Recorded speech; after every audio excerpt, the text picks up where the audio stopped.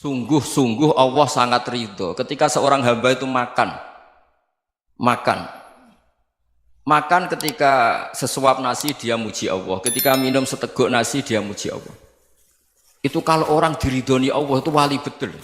Itu untuk jadi wali itu gampang, kamu makan ridho, kamu nginjak buminya Allah ridho seneng, kamu hidup keseharian aman seneng.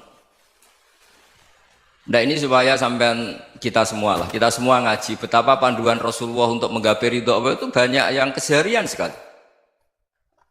Saking kesehariannya banyak dalam hadis dan itu sahih. Nabi menyebut hal-hal yang keseharian. Hatta ma tas'alu fi fimra'atika, kamu punya uang kemudian istri kamu bisa makan itu ibadah.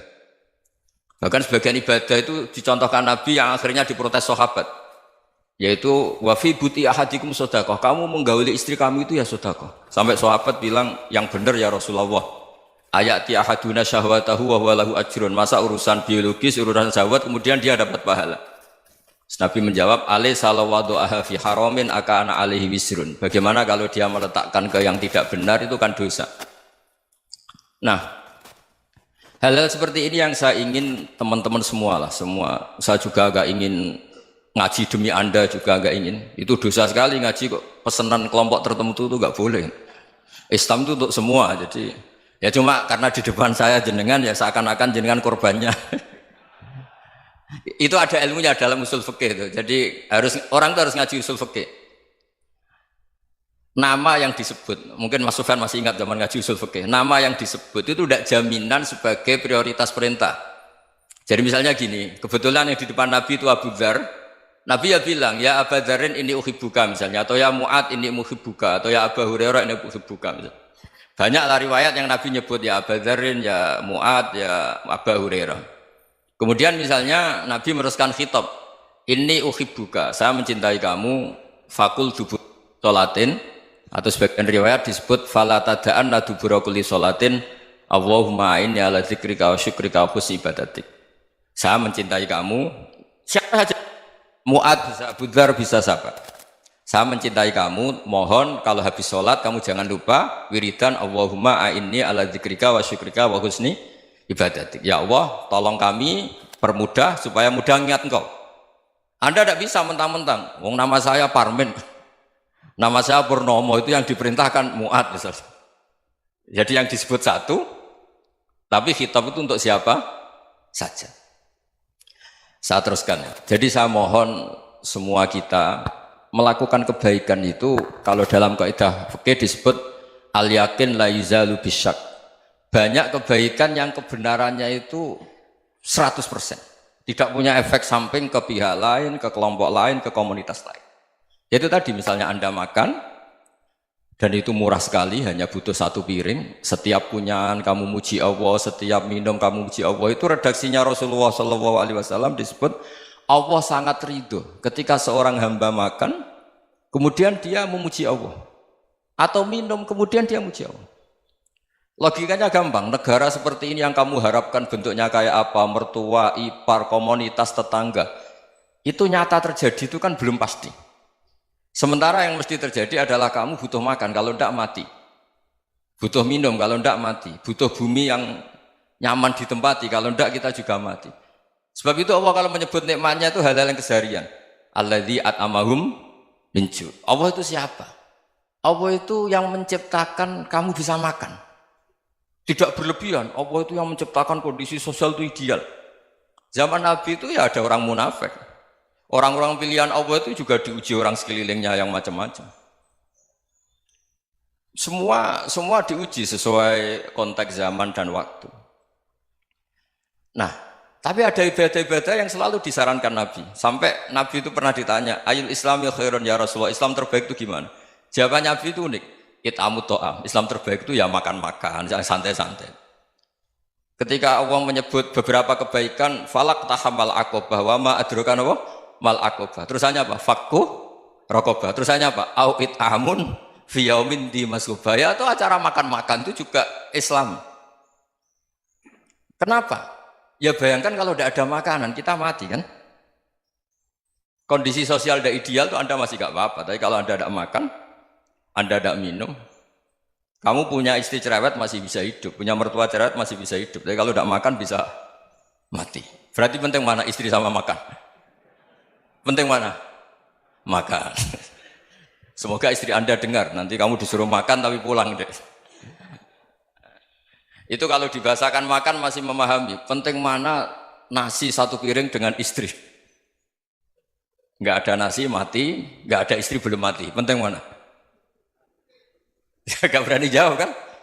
Nah, ternyata Anda ada garang kan di depan istri. Jadi saya mohonlah, mungkin Mas Sufyan Sauri tadi yang bisa bantulah. Teman-teman tuh ngaji yang keseharian saja. Karena kita nyari ridha Allah itu berdasar firman Allah. Dan firman Allah itu menyebut keseharian tuh riang, gampang. Yaitu tadi misalnya wa min ayatihi manamukum bil laili wan nahar. Termasuk ayat-ayat Allah itu kamu tidur. Maka dulu itu ada guyonan, ada tokoh Mu'tazilah, kelompok dalam Islam yang berpikir manusia itu bisa menentukan ikhtiarnya sendiri. Karena saya bisa duduk, ingin berdiri, berdiri. Karena kelompok ini nggak terima kalau semua kehendak Allah, nanti bagaimana kalau semua kehendak Allah kok ada hisab ya, ada sanksi. Lucunya itu dia akhirnya, ini cerita ya, mencintai seorang perempuan, cantik sekali. Dan itu dia menjadi ahli sunnah itu oleh hal-hal yang sepele. Karena istrinya cantik, ya namanya suami istri itu hubungan intim. Terus ditanya, Mas, masih ingin lagi? Masih. Silahkan diulang lagi. Wah ya tidak bisa. Katanya manusia bisa menentukan yang diinginkan. Itu tobat itu. Itu nggak bisa ditobatkan Mas Sufyan Ats-Tsauri. Orang cantik yang mudah nobatkan orang itu orang cantik. Segampang itu. Akhirnya kita tahu, makanya kalau dalam kitab Hikam itu disebut al-aqil mayyakul madza yaf'alu wa hubi wal ghafil mayyakul madza af'al. Orang yang punya akal karena sadar ini wilayah Allah, semua milik Tuhan. Itu dia tiap hari berpikir, besok Allah akan melakukan apa terhadap dunia ini. Kamu merencanakan suatu mau plesir, ternyata gempa. Mau wisata ke Rusia, ternyata perang. Kamu tidak pernah tahu apa yang akan terjadi besok. Wa ma tadri nafsum madza taksibu ghadan. Tapi anda semua kita ini sering punya jadwal permanen. Makanya saya kalau diundang siapa saja, sanad takdir. Yang jelas Gus ini acara penting. Ya masih acara penting nak pangeran ngersakno piye? Kok ape dadi pangeran? Kamu kok mau jadi Tuhan? Itu kadang ya kiai. Penting Gus acara ini jenengan harus memastikan bisa. Loh kamu itu yang ngajarin tauhid, sesuatu itu biadillah kok bilang-bilang apa pasti. Kalau maksa terus tak tobatkan loh kamu kata saya. Ya kalau gitu Gus bilang insya Allah. Wah itu hati saya, fisik saya, roh saya sudah bilang insya Allah. Tidak usah kamu latih kata saya. Nah hal-hal tauhid keseharian itu gampang sebetulnya.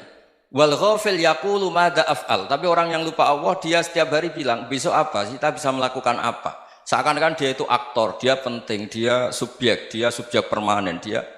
Padahal kita ini hanya objek kehendak Allah Subhanahu wa taala. Karena kita yakin sesuatu yang terjadi di alam raya ini kita tidak bisa apa-apa. Makanya saya sering ngaji, sering bilang saya, ketika Anda mensifati Allah, Dia yang menghidupkan. Sudah itu tanamkan sehingga ketika kita mati santai saja. Kenapa santai? Allah punya cara menghidupkan kita. Zaman kita hidup juga gak tahu caranya ngelola jantung, ngelola paru-paru.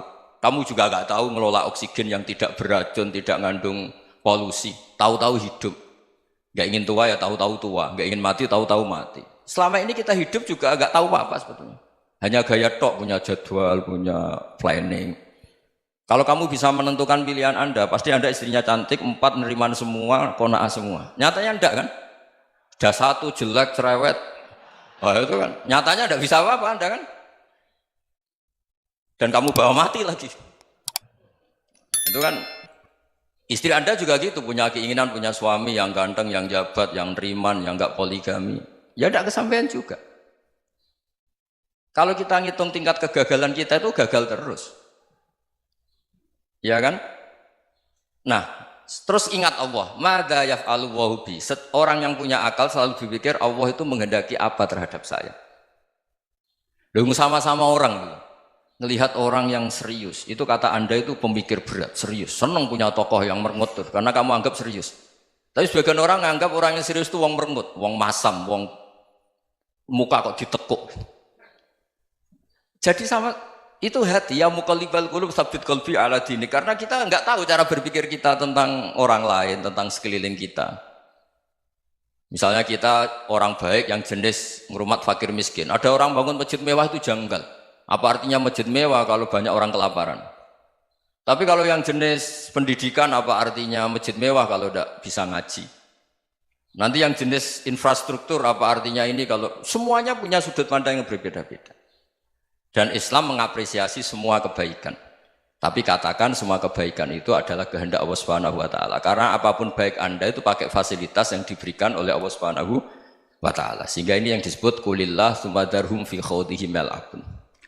Ya kembali tadi ke tema-tema bahwa keseharian Anda ini sudah Islami. Saat Anda tidak bisa melakukan apa saja. Saya sering ada jenazah, biasanya kalau tetangga meninggal saya sering disuruh ngelepas. Saya bilang orang ini baik karena sering ngelamun di rumah, sering nganggur di rumah. Ditanya sama anaknya, kenapa Gus nganggur baik? Ya kalau dia nganggur artinya juga agak berbuat sesuatu yang maksiat kan? Ya kan? Orang nganggur di rumahnya ya tidak bunuh orang, tidak maling, tidak korupsi, ya namanya nganggur di rumah. Lah cuma istri cara pandang nganggur gak menghasilkan uang itu. Tapi juga gak menghasilkan kriminal kan? Jadi sebenarnya Islam itu makanya kalau sampai ngaji usul fikih itu ada kitab usul fikih namanya Lubul Usul, itu terkenal sekali di pesantren itu. Itu kalau ngapresiasi keseharian itu luar biasa. Izma min mubahin illa wa yatahaqqaqu bihi tarku haramimma. Karena keseharian yang mubah saat Anda lakukan itu ada kehebatan yang luar biasa, yaitu meninggalkan haram. Makanya dulu banyak orang-orang alim ketemu temannya itu guyon sampai semalaman. Itu biasanya yang semangat Islam itu kiai kok tidak tahajud, kiai kok tidak witir. Orang yang sedang mapan uangnya banyak, malam itu tidak kelayaban itu sudah luar biasa. Melawan nafsu supaya tidak maksiat itu sudah luar biasa. Supaya lupa guyon sama temannya semalaman sampai subuh. Gejlok-gejlokan ngenang zaman miskin, zaman kuliah nggak jelas, zaman apa. Melihatnya jangan takut tahajud. Seperti ini meninggalkan tahajud, tapi meninggalkannya ini talqul muharramat. Jadi kayak apa hebatnya? Sehingga Imam Ghazali punya riwayat yang agak unik. Hatta takuna ibadatu akhiri hadil ummah iku an-naum. Sehingga suatu saat ibadah terbaik umat ini itu tidur. Itu kan riwayat kontroversi. Ketika Imam Ghazali tanya, kenapa iya? Kenapa kamu mulai keluar dari rumah itu sudah banyak maksiat? Melihat perempuan yang enggak mahram, melihat fenomena. Tapi kalau kamu tidur itu enggak melihat apa-apa. Tapi juga kamu jangan menganggap tidur itu ibadah betul. Saatnya melakukan fardhu ain malah masih tidur. Tapi itu sudut pandang yang menjadikan kita Islam itu gampang. Jadi saat Anda tidak bisa aktivitas apa-apa, misalnya ada beberapa orang yang lumpuh. Lumpuh itu memang nggak bisa Jumatan, nggak bisa ibadah, tapi dia juga nggak bisa maksiat.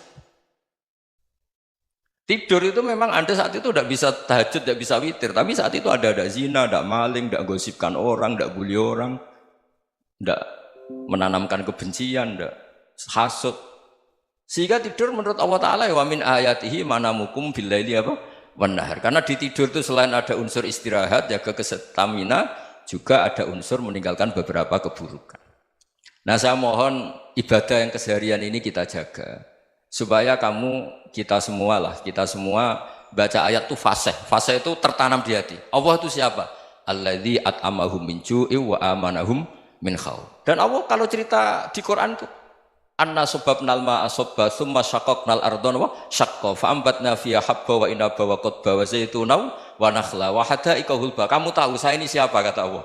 Saya ini adalah Tuhan yang menurunkan air, kemudian ada tanaman banyak. Habba wa inaba wa qadba, ada zaitun, ada tin, kalau orang Jawa mungkin ada tela, ada padi, ada mangga, ada pisang.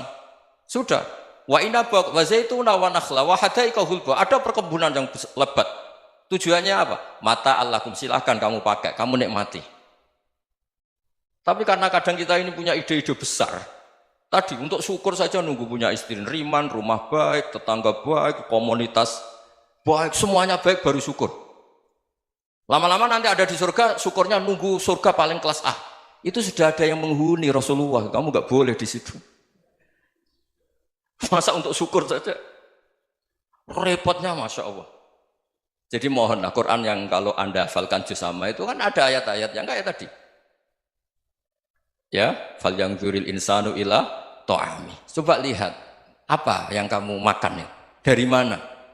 Dan untuk mempertahankan hidup kamu keseharian. Jadi jangan kira ibadah itu harus membentuk komunitas yang versi Anda.